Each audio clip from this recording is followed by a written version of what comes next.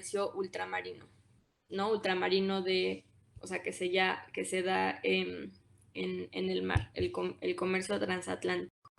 No sé si quieran alguien prender su cámara para poder vernos. Hola Fernanda. Pues bueno, hola Manuel, quisiera, Brenda, quisiera empezar alguien o quieren que yo empiece, ¿cómo quieren hacerlo?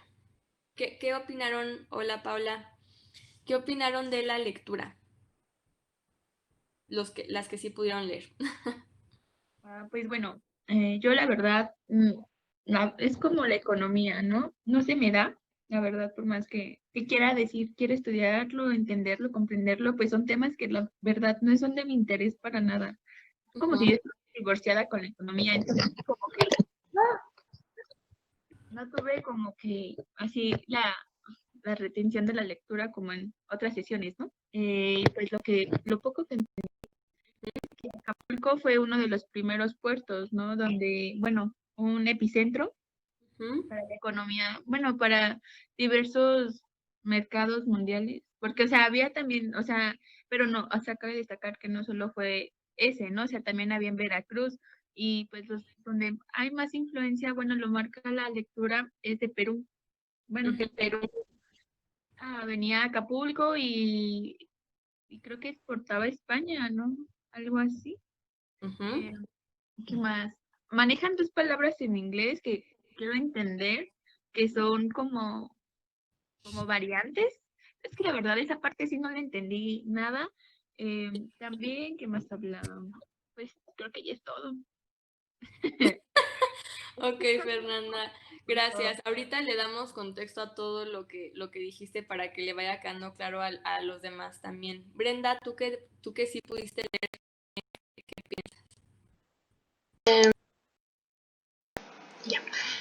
Pues a mí también me cuesta trabajo la economía, pero pues se me hizo llamativa la lectura porque en un punto como que te da eh, la historia, ¿no? En pasos, qué estaba pasando en tal siglo, qué estaba pasando en tal año, y te lo da como muy rápido y resumido para que tampoco como que profundiza tanto. Y pues se me hace interesante porque al principio comienzan hablando de un viajero italiano y sobre lo que él veía en Acapulco. Bueno, también hay una parte que me gustó que no encuentro, que decía que básicamente en Acapulco nadie vivía, sino que los que estaban ahí eran solamente para comerciar y llegaban ahí cuando, o sea, se veía como mucha gente cuando llegaban los barcos, el nao chino, no me acuerdo. Y creo que las dos palabras que dices, Fer, son las de Foreland e Interland. Así es.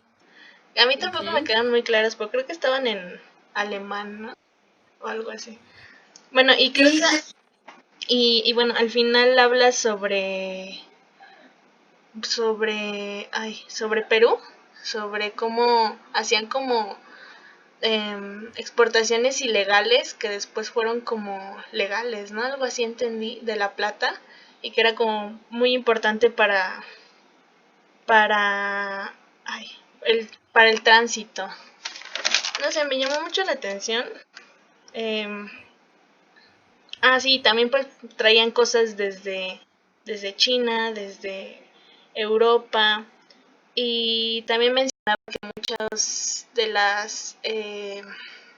los que iban a Acapulco eran comerciantes de la Ciudad de México y que había un como camino, que no recuerdo cómo se llamaba, que hasta cierto año ya mucho después fue como, o sea que era un camino como muy descuidado y ya después empezaron a hacer como el camino bien para que llegaran y pudieran surtirse de todo lo que necesitaban en las demás ciudades, ¿no? Y creo que también hablaba un poquito de Veracruz. Y pues no sé, creo que eso es todo. Hola. sí, creo que diste un resumen de todo, Brenda, muy bien. Aquí tantito. Justamente como dice que había telas, bueno, más, yo creo que lo que más bueno, no sé si está la palabra correcta, traficar o bueno, importar, son telas, ¿no? Y sobre todo, pues, bueno, a mí bueno, lo entendí mejor con la explicación breve de los mercados en México, porque habían telas especiales, o sea, para diferentes clases, por así decirlo, ¿no? O sea, las sedas así más chidas eran para, pues, la gente de clase alta, y bueno, ahí se iban como que desglosando, ¿no? Y lo que a mí también me llamó mucho la atención es la manta en los pobres, bueno, o sea, en los indígenas, quiero pensar.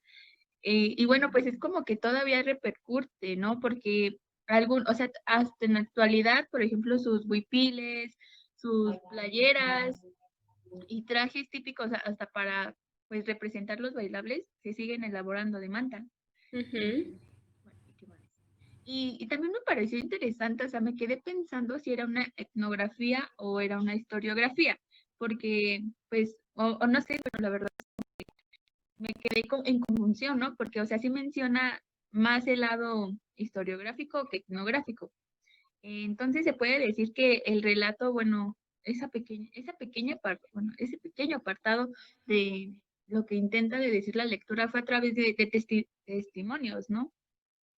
Sí, sí, siempre va a ser estas, bueno, no siempre, pero las que hemos visto en clase de periodos tan lejanos son, sí, historiografías, porque parten, por ejemplo, del diario de este viajero italiano, ¿no? De documentos históricos, entonces, no de voces actuales, pero de hecho hay estudios bastante interesantes, estudios etnohistóricos, sobre estas influencias orientales en las artesanías mexicanas actuales, sobre todo en productos de laca.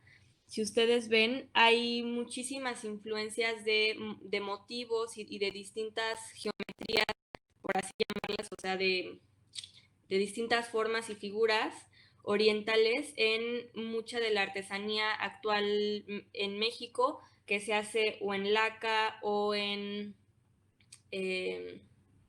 sobre todo en productos de laca, pero también si ustedes ven la famosa talavera poblana y toda la, o sea, estas,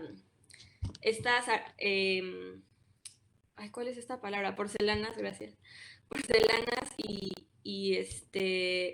cosas que se hacen particularmente en Puebla, tienen muchísima influencia de porcelanas y de laca china.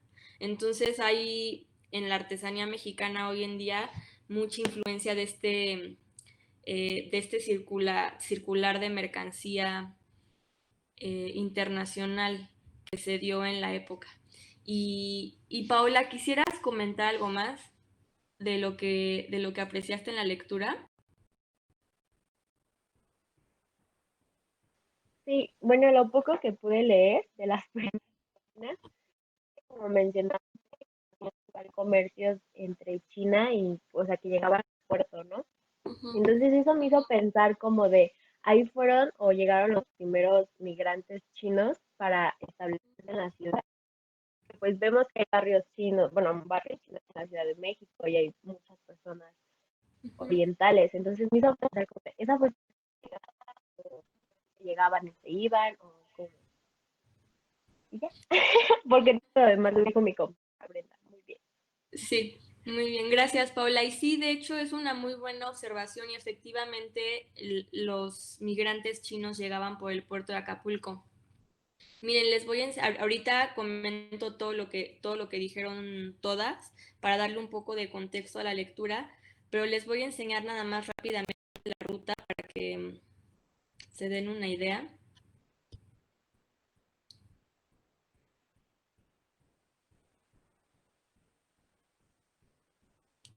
Sí ven la pantalla, ¿verdad? Sí, sí se ve. Ok, solo para que está un poco bajita de resolución, pero solo para que vean cuál era esta ruta de el galeón de Manila, también llamada la Nao de China. El galeón es un tipo de barco, es este, y la palabra también se le llama Nao, también en chino, ¿no? Entonces se le llamaba o la Nao de China o el galeón de Manila y esta era la ruta. salía del puerto de Acapulco y cruzaba todo el océano, llegaba a Filipinas, que era parte de el Imperio Español. De ahí pasaba de las islas Filipinas, particularmente del puerto de Manila, por Japón, y luego regresaba nuevamente hacia Acapulco. Entonces esta era la ruta.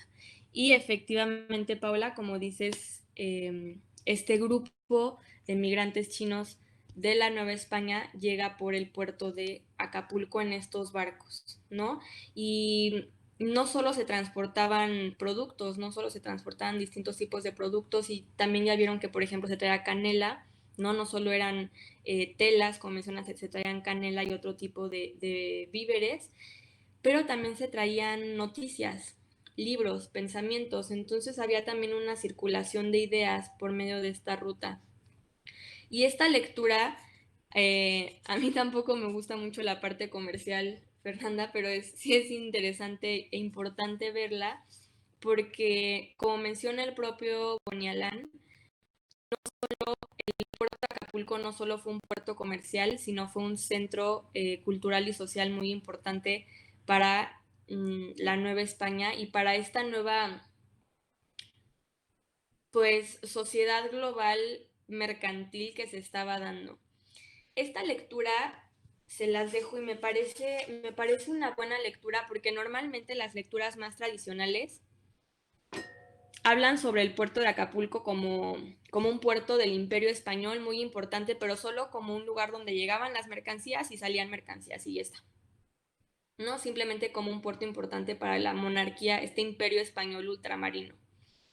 Pero Bonialán lo que está diciendo, bueno, dice varias cosas, pero una de las cosas que también está diciendo es que no solo fue un puerto del Imperio Español, sino que fue un puerto, tanto Acapulco como Perú, muy importante para ya la economía propiamente novohispana y también para un comercio propiamente de la gente, o sea, criollo español, no solo porque sí estaba controlado por la monarquía, pero no solo por esa monarquía, que la sede estaba en Madrid, porque después de lo que pasaba era, les explico, entonces llegaban las cosas a Acapulco, como bien mencionaban las compañeras, había una feria que duraba 60 días, pero no era como el mercado de la Ciudad de México que les expliqué.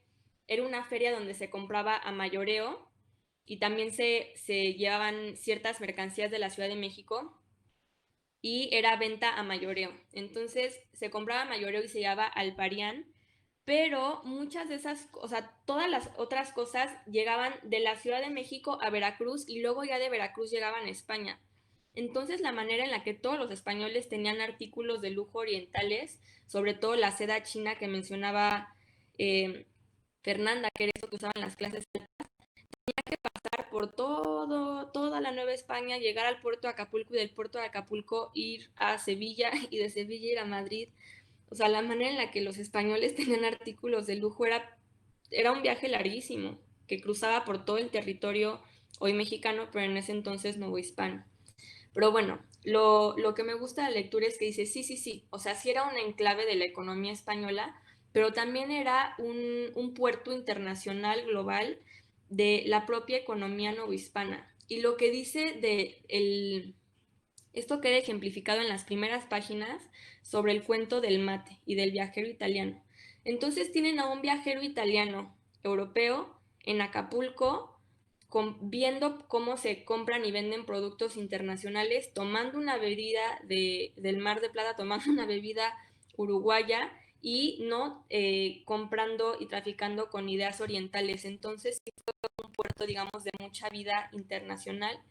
Y para los estudios actuales de la historia global, que ya no quieren ver historia, porque por mucho tiempo incluso su propio programa de estudios de historia de México es historia nacional, ¿no? Historia, pues sí, de cada una de las naciones, pero lo que quiere hacer la historia hoy en día, una de las corrientes históricas hoy en día, es ver cómo esto de la globalización, que sí es un fenómeno contemporáneo, pero tiene antecedentes históricos muy largos, y esto es un ejemplo de eso. O sea, este contacto entre chinos, italianos, uruguayos, mexicanos, bueno, que tengan otros nombres, es algo muy, muy, muy antiguo y justamente la economía puede dar cuenta de eso. Por eso también estudiar estas relaciones comerciales económicas es interesante en ese sentido, porque el intercambio cultural se da normalmente en intercambios económicos, ¿no? O sea, accidentales. Entonces, estas influencias de culturas de todo el mundo las podemos ver en intercambios económicos en esta fecha. Él utiliza un concepto que es economía mundo, no sé si lo vieron por ahí, economía-mundo, y también se puede ver ejemplificado, por ejemplo, en la construcción de los barcos.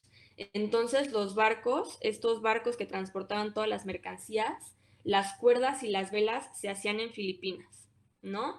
Los metales que tenía que tener el barco se traían de China, Japón e India. Y el velamen y la artillería se sacaban de Veracruz. Entonces, en un propio barco ustedes pueden ver cómo ya existía esta globalización en términos económicos y sociales. Y él habla de esta red de comerciantes peruanos. Acuérdense que estaba el virreinato del Perú y el virreinato de la Nueva España. Y no es cierto que Acapulco solo era un puerto que correspondía a los intereses de la monarquía española. Acapulco era un puerto que correspondía a una red específica que se hizo entre estos dos virreinatos. Entonces ya podemos incluso ver en el propio comercio como estos sentires como protoindependentistas, si lo quieren ver así. O sea, ya en el siglo XVIII como que ya empiezan a generar propias redes. No existe la palabra Latinoamérica, pero se empiezan a generar propias redes de aquí. Pues ya no es solo, ay, voy a llevar esto a la madre tierra, a España. Ya los propios criollos empiezan a comerciar no solo entre ellos, sino entre los criollos del virreinato del Perú. Entonces, y eso está técnicamente prohibido, pero habla del puerto de Veracruz y del puerto de Campeche y cómo se daban estas ferias para los excedentes, lo que ya no sirve a España ni al mercado de la Ciudad de México, comerciarlo entre Perú y Nueva España. Entonces sí es interesante ver cómo incluso en las prácticas mercantiles y comerciales ya empieza a haber también, aquí no es por lo que veamos clases pasadas sobre la patria, ¿no? No es propiamente un sentimiento de patriotismo independentista, pero esto simplemente corresponde a conveniencias comerciales, como que decían, pues nosotros somos novohispanos, todavía no se nombraban como mexicanos, nosotros somos novohispanos y ellos decían, nosotros somos peruanos y tenemos que también ver por la propia economía del Perú y por la propia economía de la Nueva España y ya no tanto sostener la economía española, ¿no? O sea, esta es nuestra casa, esta es nuestra tierra y vamos a ver por la economía acá, ya no solo por la economía de esa madre patria española. Y esta red, porque les digo que estaba prohibido, se crea en estos puertos clandestinos en el propio Acapulco, no cuando es la fiesta del Galeón, la Feria del Galeón, sino en otras fechas, en Acapulco, en Campeche y en Veracruz. Y luego otra cosa que decían sobre estos conceptos que él utiliza sobre el foreland y el hinterland, que son palabras en inglés, parte de esta misma idea. Entonces, él estaba diciendo que Acapulco se supone que se nutre del foreland, que foreland es la tierra de más allá, o sea, la tierra que está más allá, ¿no? Y la tierra que estaba más allá, pues era Asia. Y el hinterland es la tierra interior, o sea, sería como el comercio exterior y el comercio interior. El hinterland es la tierra de adentro. Entonces él dice que Acapulco no solo funciona como un centro que recibe la mercancía del foreland asiático y ya está, y luego la lleva a España, sino que Acapulco recibe la mercancía de Perú, recibe la mercancía de Buenos Aires, recibe mercancía, sí, China por supuesto, pero también Acapulco recibía mercancía, y esto es importante, de la propia Nueva España, o sea, mercancías, artesanías de la propia Nueva España, grana, cochinilla, cosas que se producían aquí y luego las llevaba al Perú. Entonces no solo es este receptor, ¿no? Es un centro que recibe mercancías tanto de fuera como de dentro y luego ya las vende en otros lados. Y por eso la llama la válvula secreta, ese es el título del artículo, esta válvula secreta del comercio latinoamericano, del comercio interior entre América, entre Perú y la Nueva España. Aquí podemos ver cómo incluso ya en el siglo XVIII, incluso en las prácticas comerciales, empieza a haber una separación entre tú eres España y nosotros somos otra cosa. O sea, ya podemos ver incluso en el comercio cómo se empieza a dibujar una línea entre, sí, o sea, tú eres España y aquí ya es otra cosa. Ya no es esta idea de los criollos de, ay, la madre patria y esto es parte del gran imperio español. Y no, dicen, no, o sea, tú haces tu business y yo hago mi business. No, este es mi negocio y voy a negociar con otros compatriotas peruanos. Entonces, por eso me parece también interesante la lectura y verla desde aquí, porque este sentimiento criollo patriótico no solo se dio en el campo de la ilustración novohispana, en este campo intelectual que veíamos las clases pasadas, sino que también se da en la práctica comercial. Y cuando tengamos la lectura, ahora sí ya de movimientos independentistas, vamos a ver cómo se da desde la perspectiva indígena, que es otra perspectiva totalmente diferente y un modo totalmente diferente de actitud independentista. Pero bueno, eso ya lo veremos en su momento. ¿Sí? ¿Sí? ¿Algún comentario, duda que les haya surgido?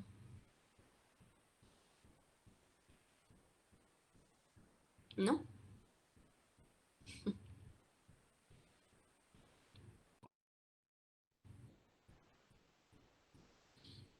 ¿Cómo, Sara? No entiendo tu pregunta. Explícame un poco más.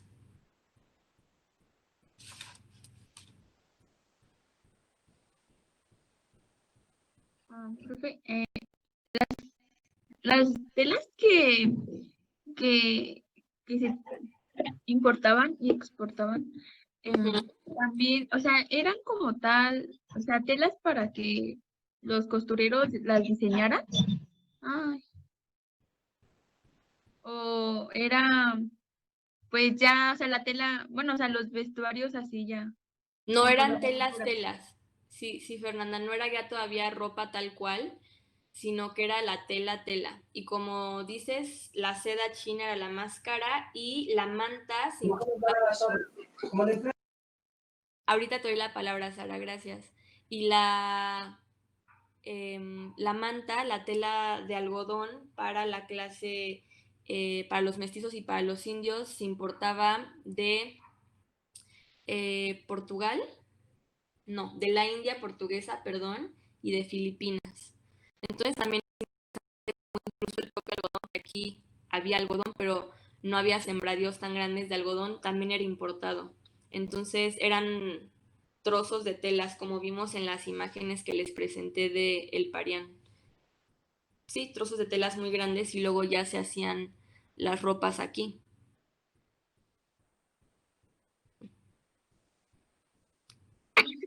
Gracias. Sara, ¿querías preguntar algo?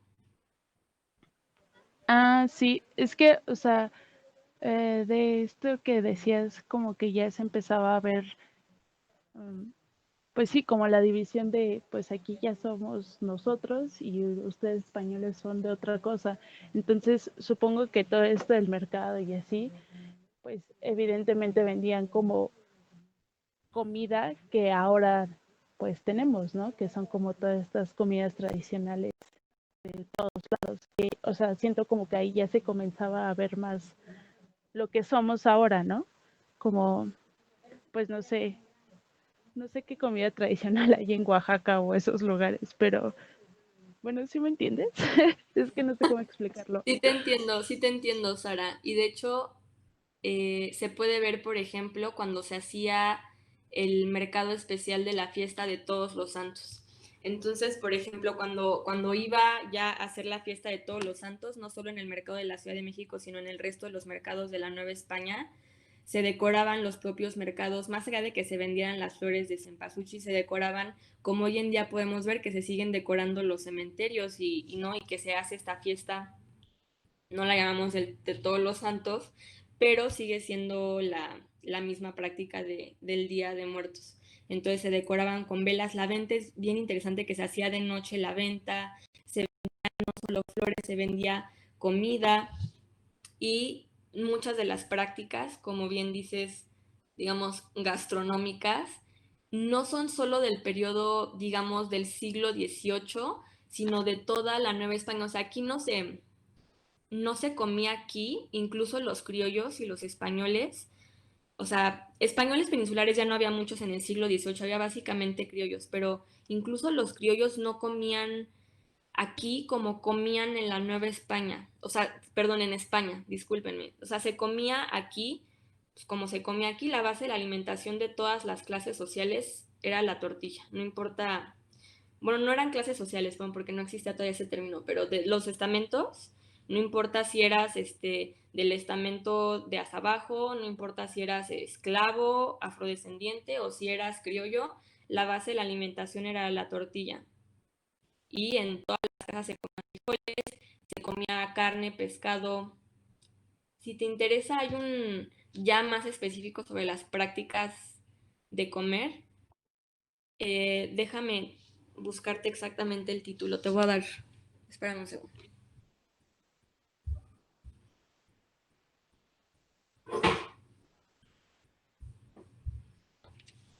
Les recomiendo estos libros, Historia de la Vida Cotidiana, en México, y hay desde la época prehispánica hasta el siglo XX.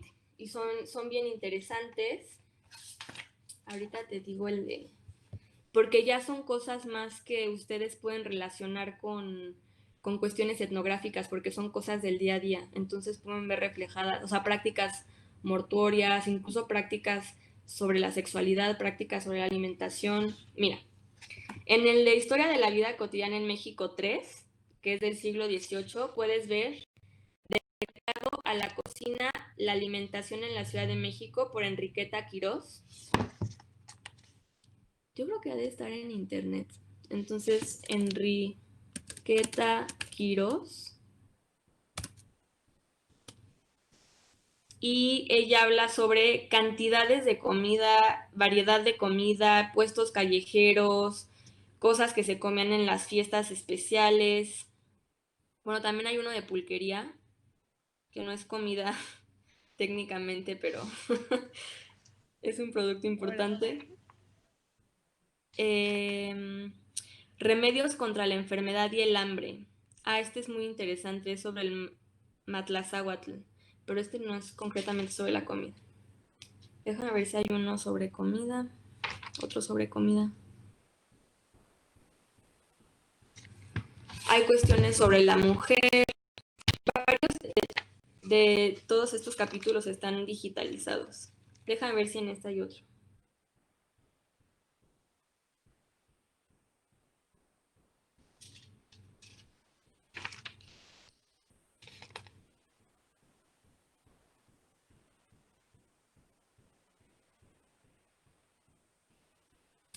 Aquí hay otro de Sonia Corcuera Mancera. Este no lo he leído. Corcuera Mancera. Y este se llama La embriaguez, la cocina y sus códigos morales. Habla sobre el chocolate, la embriaguez, los banquetes, la cocina de la vida cotidiana. Y bueno, esos dos, ese está en el tomo 2, en el del siglo XVII. Profa, ¿me los puede poner así como en la pantalla para tomarles fotito? Sí, O sea, los nombres de los libros. los nombres de los libros, sí, mira. Ese es el tomo 2, en el que está el... Okay. Y luego el otro se llama igualito, pero es el tomo 3. Cuando hacemos las clases presenciales, Normalmente leemos capítulos de estos libros y hacen breves exposiciones, pero no los iba a poner a exponer en clases en línea, ya hubiera estado muy pesado, ¿no? Entonces, pues bueno, sí les recomiendo mucho esos dos libros. Y el primero es del periodo prehispánico y del siglo XVI y XV. Manuel, ¿querías decir algo? Ah, lo que se pasaba bueno, sí, con eso. ¿Se hacía con plata o se puede hacer con otra cosa? ¿O se hacía en trueques también? Las reales alcabalas que se tenían que pagar. Ajá. Ah, o en general cuando se pagaban Ajá, comida de y las mercancías cuando llegaban, cuando del bar salían, sí, esas cosas. exacto, sí, era, digamos, había de dos tipos. Em, por ejemplo, en la feria de Acapulco, cuando era este comercio de mayoreo, ¿no? Que se compraba en grandes mercancías para traerlo a los mercados de la Ciudad de México, de Puebla, de Guadalajara, o para mandar a España, se compraban las cosas en plata. Pero incluso en esos grandes niveles, por ejemplo, también había trueques y había distintos tipos de monedas. Estaban, por ejemplo, los tomines, que eran como de menor medida, y los reales, que eran monedas, digamos, que tenían mayor valor. Entonces, sí eran monedas de plata, monedas grandotas de plata, y ya en el día a día, por ejemplo, o sea, en el mercado de la Ciudad de México, en la vida cotidiana, si querías revender en el baratillo o querías comprar comida, se seguía dando muchísimo el trueque. O sea, sí, a la señora de las, no en los periodos de hambrunas como vimos que se peleó la señora de las tortillas con la que quería comprar, pero en un día normal, por ejemplo, la señora de las tortillas vendía en tomines, que son medidas muy chiquitas, pero podía intercambiar por otro tipo de víveres con la que vendía, no sé, frijol o nopal o lo que sea, y ya. Pero en el Parián normalmente sí se daba una compra con estas monedas de plata, a menos de que se intercambiara, por ejemplo, una, un pedazo de seda de China por un jarrón muy lujoso de porcelana o por algo de marfil, que también se hacían muchas cosas lujosas con marfil. Entonces, sí, era con monedas de plata o también de cobre si eran de menor valor, pero se seguía dando el intercambio, el trueque en todos los niveles.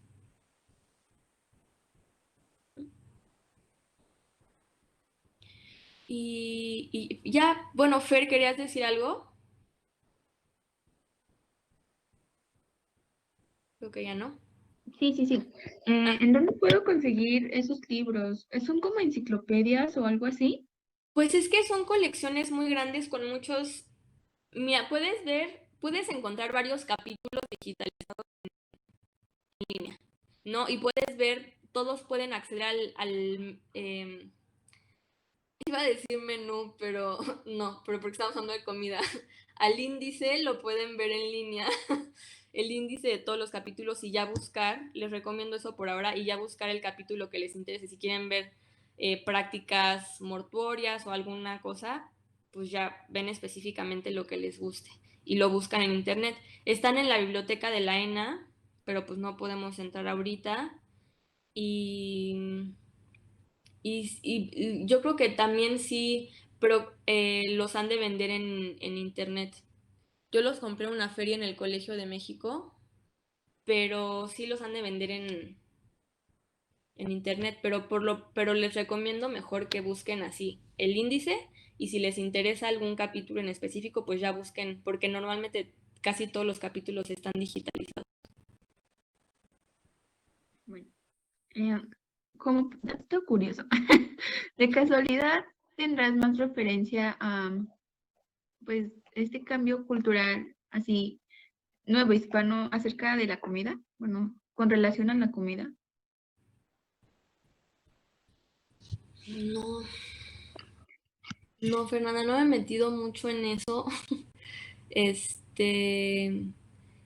Pero lo que sí sé es que estas prácticas alimenticias no solo, como le decía Sara, no solo son del periodo del siglo XVIII, ya cuando se empieza en otros ámbitos a valorar lo propiamente novohispano, sino que sí se dan durante todo el siglo XVII prácticas específicas alimentarias de acá. O sea, como que sí, no sé, en España que, por ejemplo,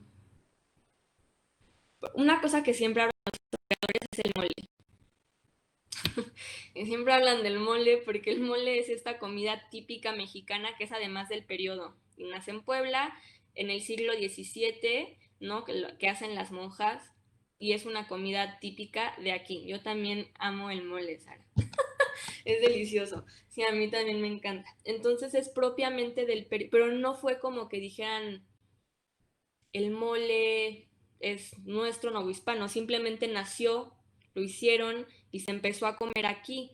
O sea, el mole, o sea, por ejemplo, los chapulines, o sea, cosas que se comen aquí que se comían simplemente cotidianamente, o sea, no era como que le dieran un valor eh, independentista o algo así, en particular a la comida. Y en España, por ejemplo, Mira, o sea, una cosa bien interesante es la tortilla de maíz y las papas en España, que le dicen patatas. Se comía desde siempre porque además es lo que se puede sembrar allá, ¿no? Acá se puede sembrar muy bien el maíz, allá se puede sembrar muy bien la papa. Entonces comían papas con todo, y papas con tomate, y papas con la tortilla de papa, que es papa con huevo, y la papa es la base del alimento, digámoslo, de la gran mayoría popular en España desde la Edad Media hasta hoy en día. Y aquí la tortilla y el maíz es la base alimentaria desde la época prehispánica hasta hoy en día. Entonces, de lo que yo conozco, te recomiendo esas dos autoras que le dije a Sara. El de Enriqueta Quiroz sí lo he leído y es bastante interesante. El otro todavía no lo leo. Si lo consiguen ya lo platicamos, lo leemos todos.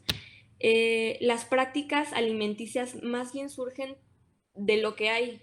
Entonces se comía frijoles, se comía tortillas, y todo el mundo comía frijoles y comía tortillas y comía chocolate porque se daba acá. Entonces, por ejemplo, otra cosa que sí sé del cacao, que hay muchos estudios, porque les mencionaba en algún momento que el cacao ponía muy loca a los criollos, muy locos, o sea, ¿no? El chocolate les daba, pues no sé, un subido de azúcar o lo que sea, y incluso lo prohibían en los monasterios. Entonces prohibían que frailes y monjas comieran mucho chocolate porque se ponían muy, no sé, románticos o no querían que comieran chocolate. Pero todo el mundo tomaba chocolate, ¿no? Ah, y otra cosa interesante del chocolate, del cacao, es que eh, en la tradición criolla y españoles que vivían aquí, o sea, novohispanos criollos, se mezclaba el cacao, el chocolate con leche, lo tomaban con leche. Y o sea, las clases populares tomaban cacao con agua. Entonces, bueno, esa es como una diferenciación, pero de muchos grupos sociales, aunque se consideraba un lucro porque se vendía muy caro, ¿no? Pero bueno, no sé, te recomiendo esas dos autoras para ver ya más cuestiones específicas, aunque sí te puedo decir que de lo que he leído, las prácticas alimentarias están más bien unidas a la tradición y a lo que se considera y a lo que se toma, más que a asociaciones con movimientos históricos concretos como la independencia. Ahora, si les interesa como de lo típico mexicano, les recomiendo a Ricardo Pérez Mofort. Ese autor, él trabaja sobre todo siglo XIX y por y siglo XX, pero él es muy bueno porque esto de qué es lo típicamente mexicano, el mole o el chocolate o la tortilla o la china plana o la jarana, es una construcción que se da después de la Revolución Mexicana, cuando se intenta construir una imagen de lo nacional, empiezan a surgir muchos estereotipos, que eso también se pueden ver en los murales de Diego Rivera, sobre qué es lo típico mexicano. Porque antes, pues era la Nueva España, digamos, parte de España, pero luego empiezan a decir, no, esto es obviamente en el siglo XIX son puras guerras, como que no hay una estabilidad necesaria para construir un imaginario de lo nacional. Y justamente a partir, aunque hay intentos, por supuesto, pero justamente a partir de la revolución y del periodo de paz de la Revolución Mexicana con el PRI, que era el partido único y tampoco muchas guerras, estaba el PRI y ya está. Sí, Paula, esto creo que hubiera sido bueno, pero no sé qué. Pero bueno, estas guerras liberales intentando dándose en el siglo XIX, se funda la SED y se empiezan a distribuir todos estos estereotipos de lo típicamente nacional. No sé si conozcan la cañada de danza de Amalia Hernández, el ballet folclórico mexicano.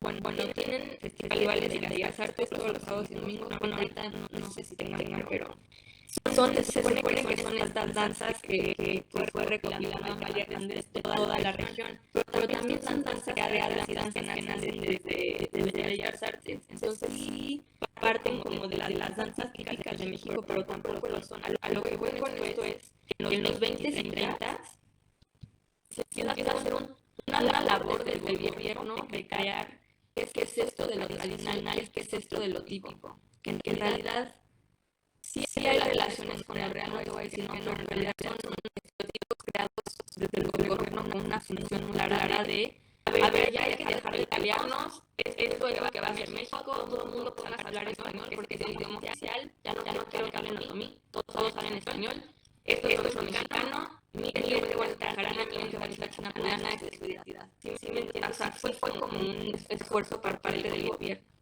Entonces, lean los trabajos de Ricardo Pérez Monfort, son interesantes en este aspecto. Y sí, es eso. Por eso es tan importante la labor que ustedes hagan en términos fotográficos, porque es como dar una voz a aquello que y no en un sentido paternalista de verdad ni condescendiente, pero si van a hacer trabajo de campo de verdad entienden que si se escucha esa voz del otro que está hablando, ¿no? Más allá de estos estereotipos que se generan desde los normalmente. Es lo que yo les... Por ejemplo, la guerra en Oaxaca, ¿no? Que es parte de también de bailes tradicionales, pero ya se lo apropió el Estado y ya no es como una tradición popular, sino como una fiesta estatal para el turismo. Entonces, pues no sé, sí creo que lo que ustedes hagan va a ser muy importante, creo yo. Y espero que la historia les sirva para darle un contexto y anteceder a esto que observen en sus prácticas. Pues bueno. Ahora sí, ya no sabíamos, si nadie tiene que decir nada, pues nos despedimos. Ya nos habíamos despedido de la clase pasada, de verdad, perdón por toda la confusión y unas gracias por poder conectarlo y lo siento mucho con los compañeros que no pudieron. Pero bueno, si descansen, les deseo unas muy felices vacaciones y nos veríamos entonces el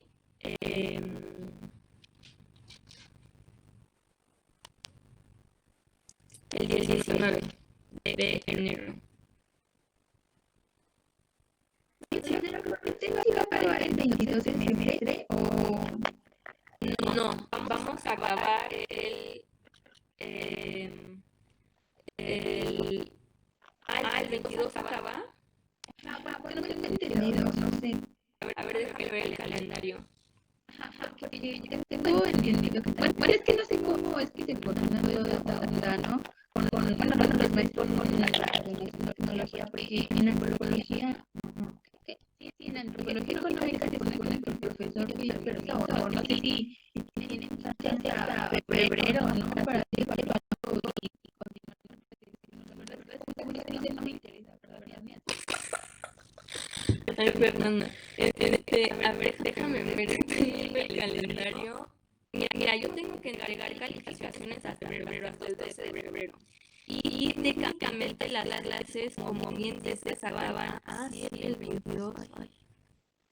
déjenme ver nuestro programa, porque nos faltan.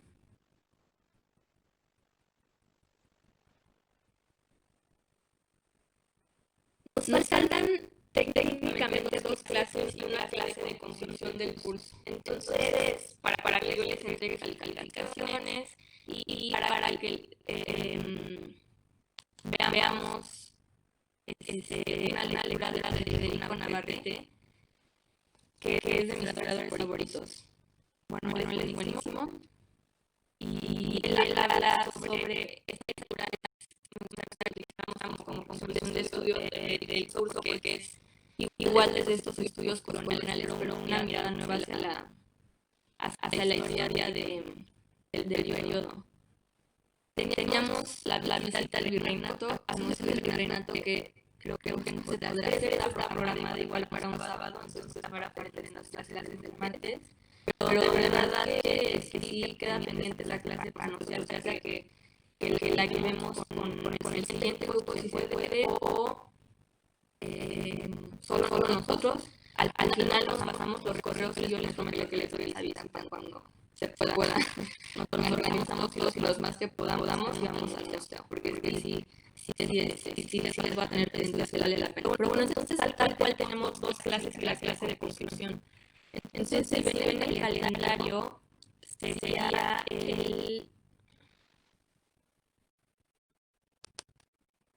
tengo aquí el calendario de la ENA. Bueno, tendríamos que regresar a clase el 13, pero el 13 les pido por favor que no va a poder. Entonces, tendríamos la clase del 20, la clase del 27 y, bueno, ya los que pudieran, que ya tampoco sería obligatorio la clase del 2 para agregarles calificaciones. Entonces, no sé si vayan ustedes a salir o tengan que hacer algo en esa última semana de enero y la primera de febrero que no teníamos clases o no. Pues entonces nada más recordaríamos eso, que nuestra última clase iba a ser el 26 de pero la recorreríamos a el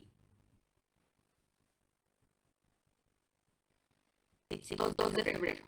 Entonces les digo, clases tal cual sería la del 19, la del 19 y la del 26, y ya la última clase es reflexiones finales de calificaciones.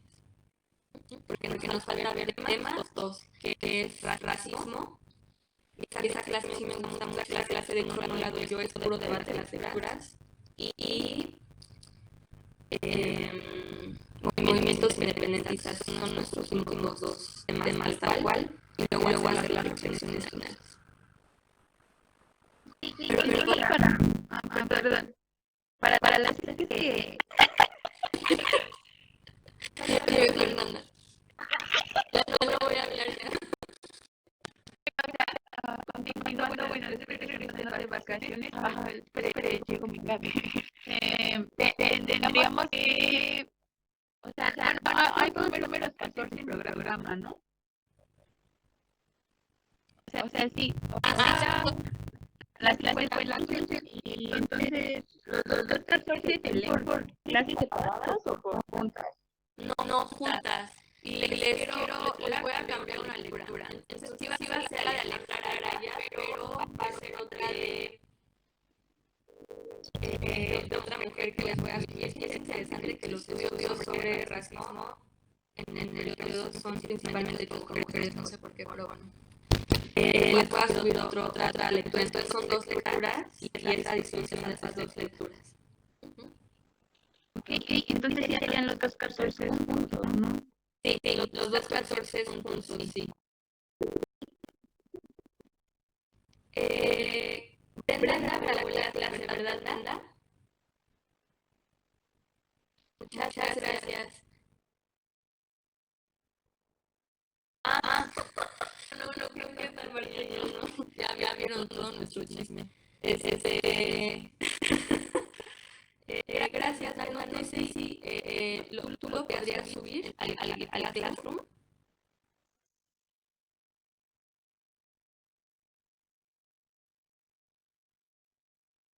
Muchas gracias, le agradezco muchísimo. Entonces yo les mando las lecturas que correspondían a la sesión de racismo, para que ya nadie esté confundido todos los que faltaron hoy. Entonces voy a hacer una publicación en la Classroom de nos vemos tal día y estas son las 2 lecturas de tal día, ¿no? Para que esté todo muy claro. Okay, pues muchas gracias a todos. Ahora sí, mis vacaciones. Y pásenla muy bien con su familia. Yo también voy a ver a la mía. Y pues bueno, disfruten todos en familia. Gracias.